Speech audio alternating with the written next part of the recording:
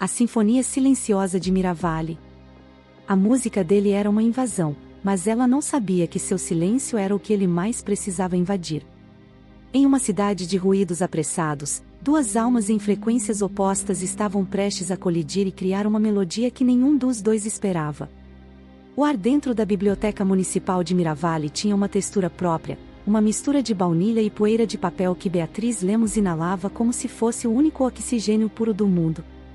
Para ela, o silêncio não era ausência de som, um cobertor pesado e confortável que abafava as arestas do mundo lá fora.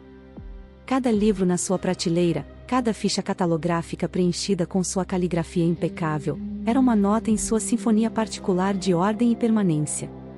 Naquela tarde de terça-feira, a luz do sol entrava pelas janelas altas em faixas douradas, iluminando as partículas de pó que dançavam em suspensão, um balé preguiçoso e silencioso que só os mais atentos poderiam apreciar. Beatriz estava debruçada sobre um mapa antigo da região, um documento frágil que exigia o toque de uma pluma, seus dedos traçando as linhas desbotadas de rios que já não existiam e estradas que o tempo havia engolido. Seus óculos de aros finos escorregavam minimamente pela ponta do nariz, um gesto que ela corrigia a cada poucos minutos, um tique inconsciente de sua concentração. O mundo dela era contido naquelas paredes, um universo de histórias encapsuladas, de vozes mortas que ainda sussurravam para quem soubesse ouvir. E ela sabia. Ela ouvia o lamento do poeta esquecido na sessão de literatura nacional, o brado de vitória do general em uma biografia empoeirada, o riso contido da romancista vitoriana. Eram seus companheiros, seus confidentes. Foi quando a primeira nota soou, vinda da praça do outro lado da rua. Não foi agressiva, mas foi uma intrusão. Um som de violoncelo, longo, melancólico e profundo, que se infiltrou pelas frestas das janelas fechadas e subiu pelas paredes de pedra da biblioteca. A nota vibrou no ar, fez os átomos de poeira tremerem, e pareceu pousar diretamente em sua espinha. Beatriz franziu o senho, uma pequena ruga se formando entre as sobrancelhas. Música na rua era comum em Miravalli, uma cidade que se orgulhava de seus artistas, mas aquele som era diferente. Havia uma qualidade nele, uma crueza emocional que parecia despida de qualquer artifício. Era um som que não pedia permissão. As notas seguintes vieram em uma cascata, uma melodia complexa e improvisada que contava uma história de perda e de uma beleza teimosa, uma flor nascendo no asfalto. Ela tentou ignorar.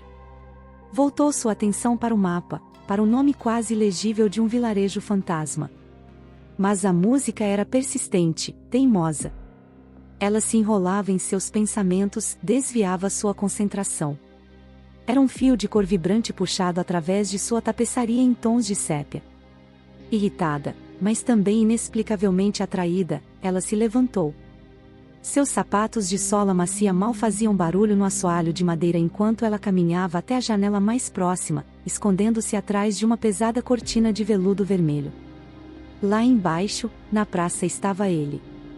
Tiago Alves, embora ela ainda não soubesse seu nome, era a personificação daquela música. Sentado em um banquinho improvisado, com a caixa de seu violoncelo aberta no chão para receber moedas, ele parecia fundido a seu instrumento. Os cabelos escuros e levemente longos caíam sobre sua testa enquanto ele se curvava sobre o violoncelo, os olhos fechados. Ele não tocava para a multidão, que passava apressada, indiferente. Ele tocava para si mesmo, ou talvez para algo maior, uma conversa íntima com o ar da tarde. Suas roupas eram simples, gastas, mas limpas, e ele tinha uma aura de quem estava exatamente onde deveria estar, uma raiz fincada no meio do caos urbano. Beatriz observou, dividida. Uma parte dela, a bibliotecária, a guardiã do silêncio, sentia-se ultrajada por aquela invasão sonora. Seu santuário havia sido violado. Mas outra parte, uma parte que ela mantinha trancada em um porão empoeirado de sua alma, estava fascinada. A paixão dele era quase indecente de tão exposta. Ele sangrava sua alma através das cordas do violoncelo, e o som era a um só tempo doloroso e sublime. Ela nunca havia permitido que suas próprias emoções fizessem tanto barulho. As dela eram catalogadas, arquivadas, mantidas em silêncio. Vê-lo ali, tão entregue, tão livre em sua expressão, Era como assistir a um idioma estrangeiro que ela sentia, em algum nível profundo, que deveria ser capaz de compreender. A melodia mudou, tornou-se mais esperançosa, quase brincalhona, e um sorriso sutil tocou os lábios do músico. Algumas pessoas pararam, um casal de jovens, uma senhora com sacolas de compras. Moedas tilintaram na caixa aberta. Ele não abriu os olhos. Beatriz recuou da janela, o coração batendo um pouco mais rápido que o normal. Aquele homem e sua música eram uma anomalia, uma variável que não se encaixava em suas equações. Ela voltou para sua mesa, para o mapa antigo, para o conforto do silêncio que agora parecia um pouco menos completo, um pouco mais vazio.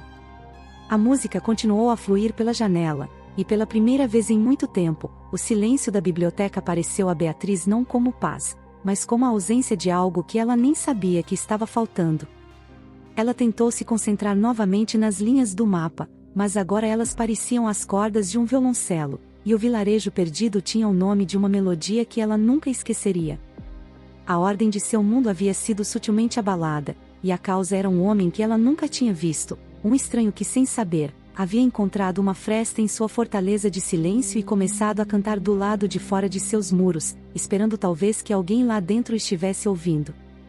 Beatriz sentiu um arrepio percorrer sua pele, um sentimento que não era nem irritação nem prazer, mas algo no meio, um reconhecimento incômodo de que o mundo lá fora, com todo o seu ruído e desordem, ainda tinha a capacidade de surpreendê-la.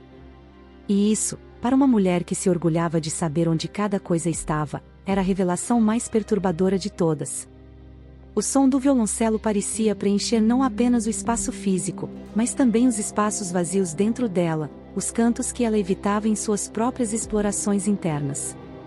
Cada nota longa e sustentada era um dedo apontando para uma saudade que ela não tinha nomeado, uma nostalgia por algo que nunca viveu. Ela olhou para as próprias mãos, sempre tão firmes e precisas, e as viu tremerem levemente. O mapa à sua frente, um artefato de um tempo passado, de repente pareceu menos um registro histórico e mais uma metáfora para sua própria vida, cheia de territórios inexplorados e caminhos abandonados. O músico lá fora era um explorador de um tipo diferente, navegando não por terras, mas por emoções, com seu violoncelo como bússola e caravela. E ela, a cartógrafa de coisas mortas, sentiu uma pontada de algo que poderia ser inveja. A tarde se arrastava, e a música persistia, tornando-se a trilha sonora daquela revelação silenciosa. O sol começou a se pôr, pintando as faixas de luz no chão de tons alaranjados e rosados, e o som do violoncelo tornou-se mais suave, mais introspectivo, como se o músico estivesse se despedindo do dia. Beatriz não se moveu. Permaneceu em sua cadeira, ouvindo, até a última nota se dissipar no ar, deixando para trás um silêncio que agora soava diferente. Era mais profundo, mais pesado, carregado com o eco da melodia que se fora. Quando ela finalmente se levantou para fechar a biblioteca, o mundo parecia ligeiramente fora de foco, e ela sabia, com uma certeza desconcertante, que algo irrevogável havia mudado. A sinfonia de sua vida tinha um novo movimento, um que ela não havia escrito, mas que de alguma forma, sempre esteve esperando para ser tocado. Aquele som, aquela imagem do homem fundido ao seu instrumento, ficaria gravado em sua memória, um arquivo novo e inesperado em sua mente meticulosamente organizada, um arquivo que ela sabia que visitaria de novo, na quietude de suas noites solitárias. A praça agora estava quase vazia, e a figura do músico já não estava lá. Apenas a caixa de seu instrumento, esquecida ou deixada para trás, permanecia ao lado do banco, um objeto solitário sob a luz crescente de um poste de rua, uma promessa silenciosa de um retorno ou vestígio de uma partida apressada. E Beatriz, contra todo o seu instinto de não interferência, sentiu um impulso de descer e proteger aquele objeto, aquele pedaço de uma alma que havia ousado fazer tanto barulho. O conflito interno era imenso, uma batalha entre a guardiã do passado e a mulher que acabara de ser despertada para o presente. Ela permaneceu na janela, observando a caixa, um ponto de interrogação no meio da praça vazia, um convite para uma história que estava apenas começando a se desenrolar, e pela primeira vez, ela não tinha medo da desordem que isso poderia trazer. Ela sentia curiosidade. E a curiosidade, ela sabia, era o começo de todas as grandes histórias, aquelas que não podiam ser contidas nas páginas de um livro, mas que precisavam ser vividas. Aquele dia, o silêncio não foi quebrado, foi enriquecido. E Beatriz Lemos, a mulher que amava a quietude, encontrou-se ansiando pelo som daquela música novamente, um paradoxo que a fez sorrir no escuro da biblioteca vazia. Um sorriso pequeno, secreto, mas real. A chuva começou sem aviso, uma cortina cinzenta e fria que desabou sobre Miravale, transformando a cidade em um borrão de luzes e reflexos. 2 dias haviam se passado desde a música na praça. 2 dias em que Beatriz se viu procurando pelo músico em cada esquina, um hábito irritante e novo que ela não conseguia controlar.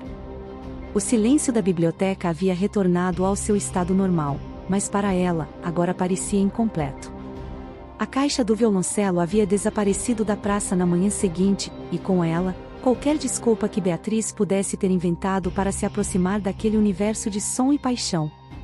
Naquela noite, a chuva prendeu no trabalho mais tarde do que o usual.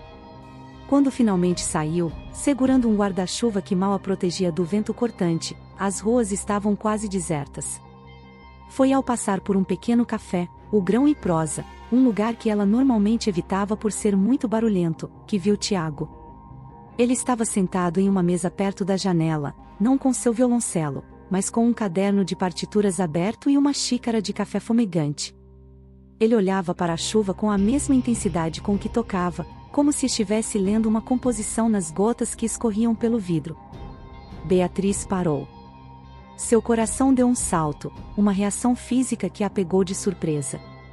Ela deveria seguir em frente, ir para casa, para seu apartamento silencioso e ordenado. Mas seus pés pareciam ter criado raízes na calçada molhada.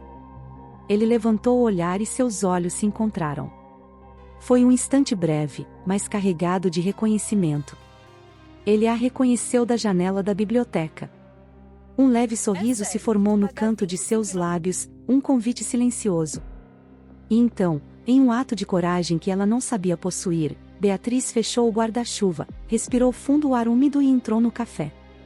O lugar era quente e barulhento, exatamente como ela imaginava, cheio do zumbido de conversas e do cheiro de café torrado e bolo de fubá. Era o oposto de seu mundo. Ela se sentiu exposta, vulnerável. Tiago acenou para a cadeira vazia à sua frente.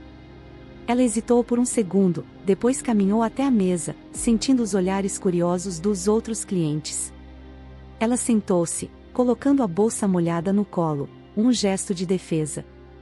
O silêncio entre eles era estranho, não o silêncio confortável que ela conhecia, mas um silêncio cheio de perguntas não ditas. Ele quebrou o gelo. Sua voz era como sua música, suave, mas com uma ressonância profunda. Ele agradeceu por ela ter guardado sua caixa. Beatriz ficou confusa. Ela não havia feito nada. Ele explicou que um dos guardas noturnos da biblioteca, um senhor a quem ela sempre dava bom dia, havia pego a caixa esquecida na praça e a guardado para ele, dizendo que a moça da biblioteca parecia preocupada. A gentileza indireta a deixou sem palavras. Ela apenas murmurou que não havia sido nada. Conversaram. Ou melhor, ele falou e ela ouviu, fazendo perguntas curtas e precisas que o incentivavam a continuar. Ele falou sobre música, sobre como as cidades tinham seus próprios ritmos, sobre como ele tentava traduzir esses ritmos em suas composições. Falou de suas viagens, não como um turista, mas como alguém em busca de sons, de histórias que só podiam ser contadas através de melodias. Beatriz sentia-se como uma exploradora em terra estrangeira. O mundo dele era tão diferente do seu, um mundo de movimento, de incerteza, de beleza encontrada no efêmero. Seu mundo era de permanência, de raízes, de beleza encontrada na preservação. Ela contou a ele do seu trabalho com os mapas antigos, sobre a alegria silenciosa de tocar a história.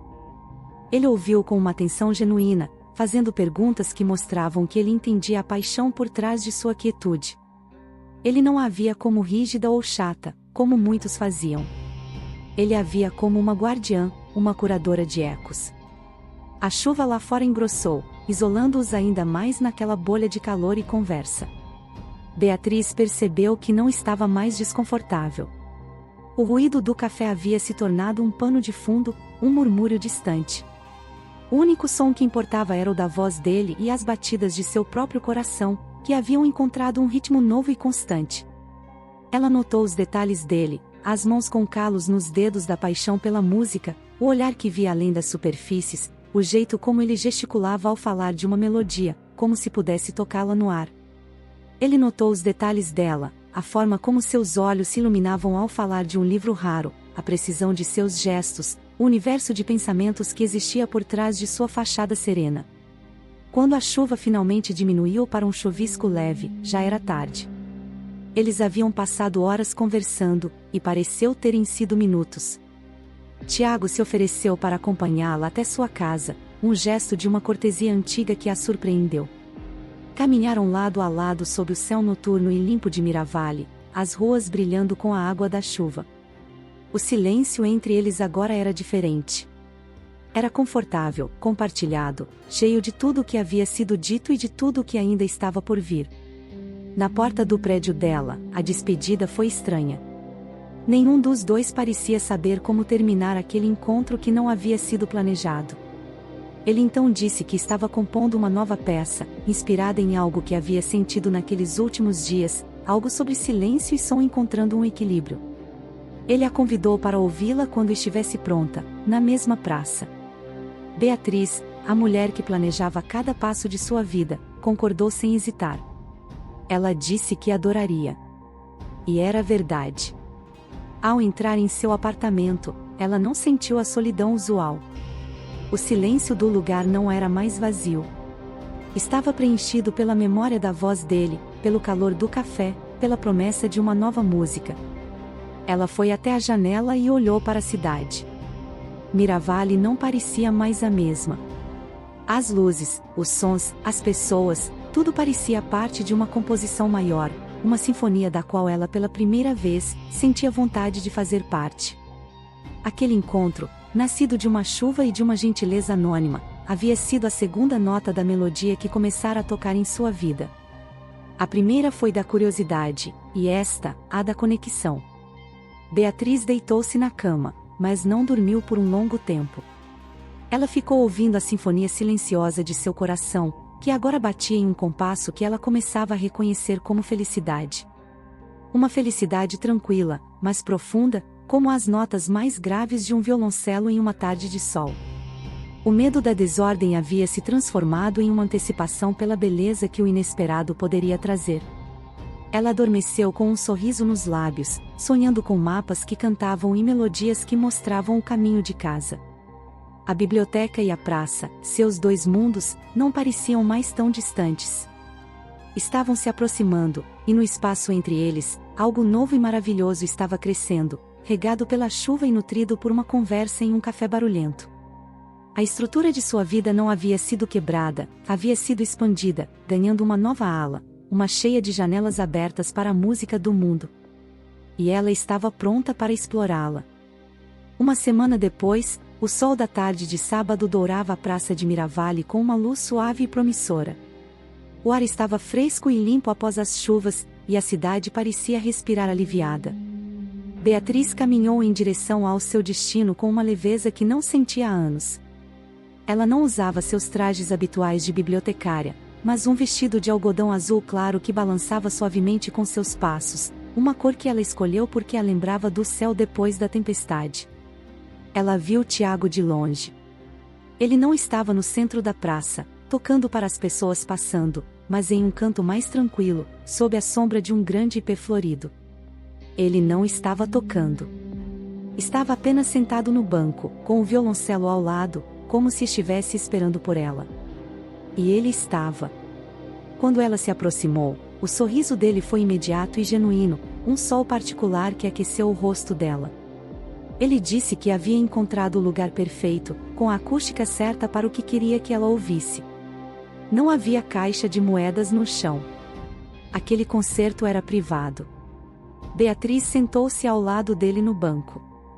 Por um momento, ficaram em silêncio, apenas observando o movimento da praça à distância, as crianças correndo atrás de pombos, os casais passeando de mãos dadas.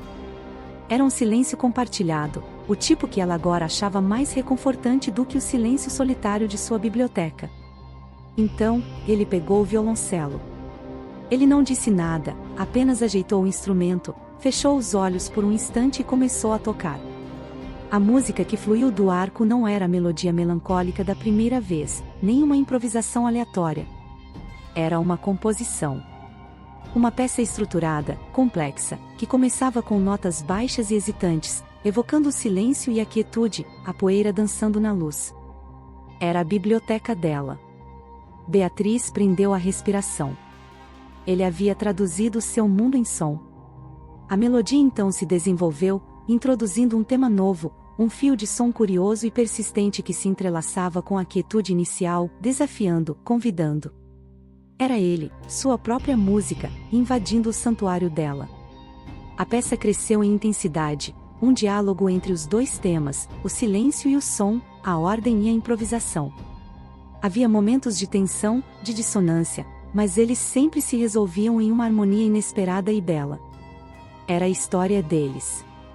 A conversa no café, a caminhada na chuva, as perguntas não ditas e as respostas sentidas. Tudo estava ali, nas vibrações daquelas 4 cordas. Beatriz sentiu as lágrimas brotarem em seus olhos, mas não de tristeza. Eram lágrimas de reconhecimento, de se sentir vista de uma forma tão profunda e completa que era quase avassaladora. Ele a entendia. Ele havia olhado para dentro de sua alma silenciosa e encontrado a música que ali residia. O clímax da peça foi uma explosão de harmonia, os dois temas fundidos em um só, inseparáveis, criando algo maior e mais rico do que qualquer um deles sozinho. Era uma melodia de aceitação, de equilíbrio, de uma beleza que nascia do encontro de opostos.